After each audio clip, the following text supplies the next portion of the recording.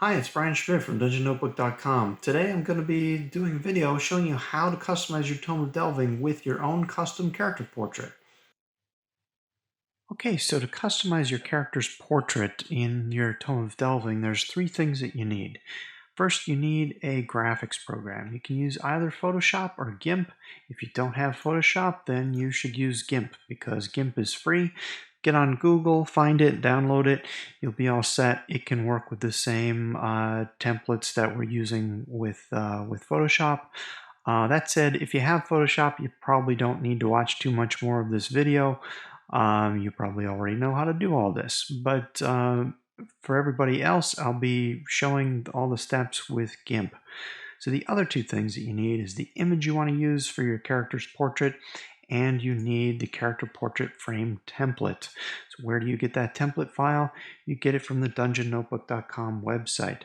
If you go to DungeonNotebook.com, there's a downloads link at the top, and you'll see there a couple of files. One of them is the character portrait template. Download that and you will be good to go from there. Once you've got the template, you're going to want to open it in the graphics program you're using.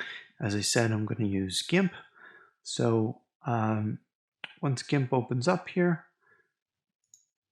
I'm going to take the template, just drag it into GIMP to open it up. If you see this warning, just tell it to stop asking you is a good idea. And I always choose keep. This is not really anything important. When the file opens up, it should look like this.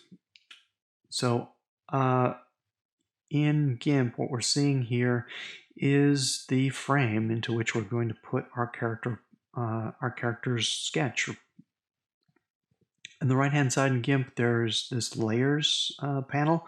It's showing the frame and the background. You can turn these off independently with this little eyeball icon.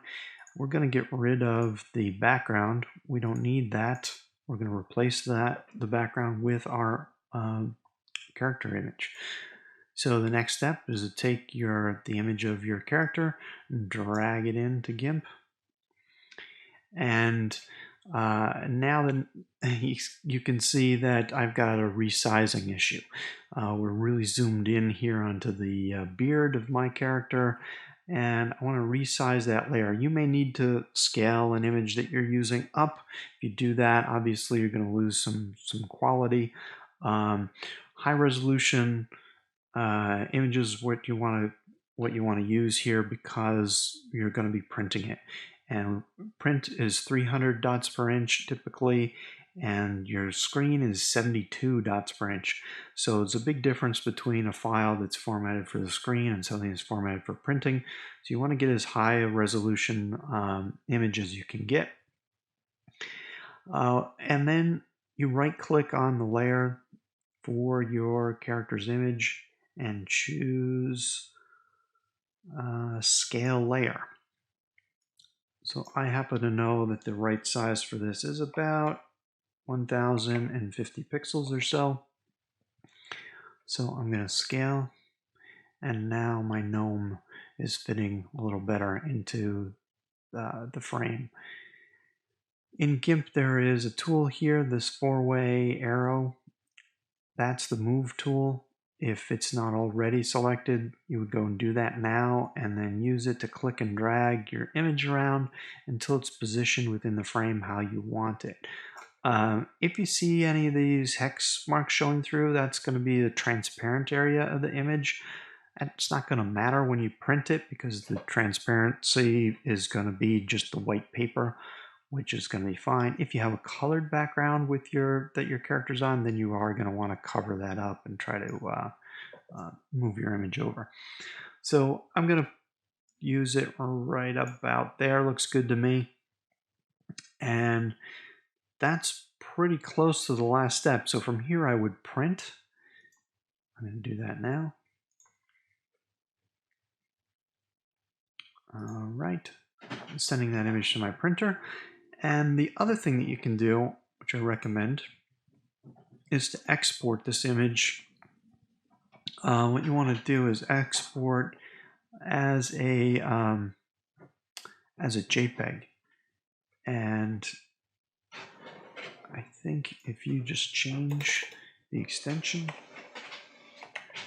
I'll say, maybe rename the file to say something like character in frame, export. So because I changed the extension, it knows that I'm trying to export a JPEG, and that's good enough. The quality, 90% is fine. Export. And so now I have that image, which I could use possibly in other contexts. And I have something in mind that may come up in another video, but it's outside of the scope of what we're talking about today.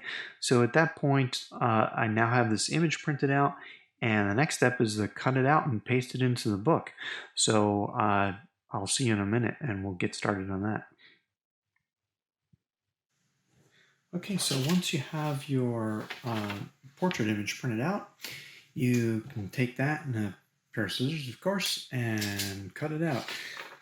You might consider printing 2 copies and then cutting close along the edges here just to check that the size lines up correctly.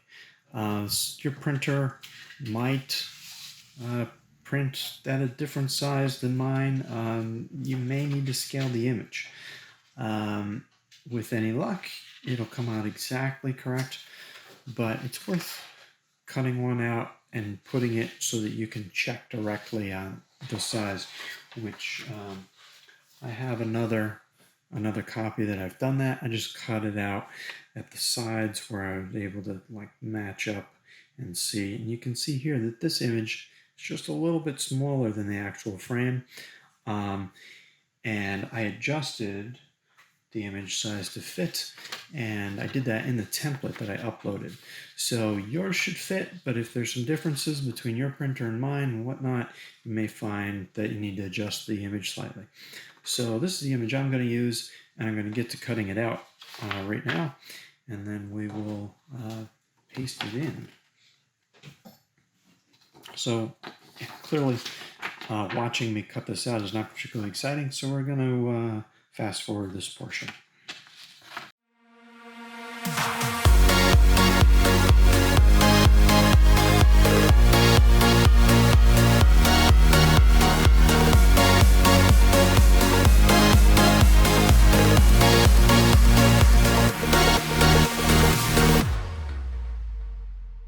Okay, so now with my image cut out, the next step is to paste it in. So for this next step, you're going to need a few things that are maybe not obvious. Glue stick. Don't use regular glue, Elmer's glue, or anything of that sort. Your regular white glue, it's just too wet. Water, moisture, it's the enemy of paper. So you want the driest glue you can come up with.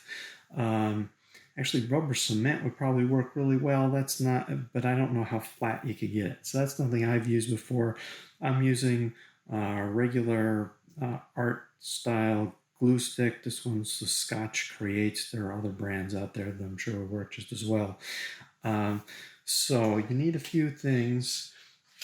Besides that, you need 4 sheets of plain paper. You of course need your Tome of Delving. What I have here is a signature from out of the actual production print run from the Tome of Delving. I don't have a physical tome yet, as that they're not done being printed at this point. But that really has no bearing on what we're doing here. And the other thing you need is a piece of scrap. So I'm going to start with the scrap paper. And what you do is you're going to put your cutout image face down on top of your scrap. Take your glue stick, and you want to apply glue evenly to the back. Now, one thing that I've done a couple of times wrong, so I'm able to give you the right advice here, is you want to make sure you always go the same direction with your glue stick. You're starting at the same point, going in the same direction. If I was ever to come from out here away and pull it towards me, it would wrinkle things up and make a mess. So you want to keep going away from where you're holding it. You put the glue stick down where your finger is, and then go away from yourself. See, I just wrinkled it a little bit there. And then to get that last little bit where your finger was, you go like that. The scrap paper is so that you can go past the edges of your cutout image without fear of getting glue on something else. And you really do want to avoid getting glue on something else. You'll end up gluing pages shut in your tome or something like that. So you want to use that scrap paper.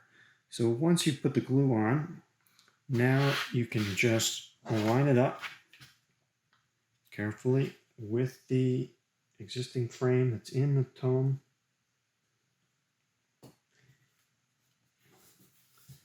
Something like that. You can push it down with your fingers. If you have any kind of credit card, something flat and plastic, I'd recommend going over it to just smooth it out, getting out any wrinkles, bubbles, air, and whatnot. You do that a couple of times. Now, the important step from there is the 4 blank pieces of paper. What you want to do is put 2 pieces of paper here and 2 pieces of paper on the other side of the page.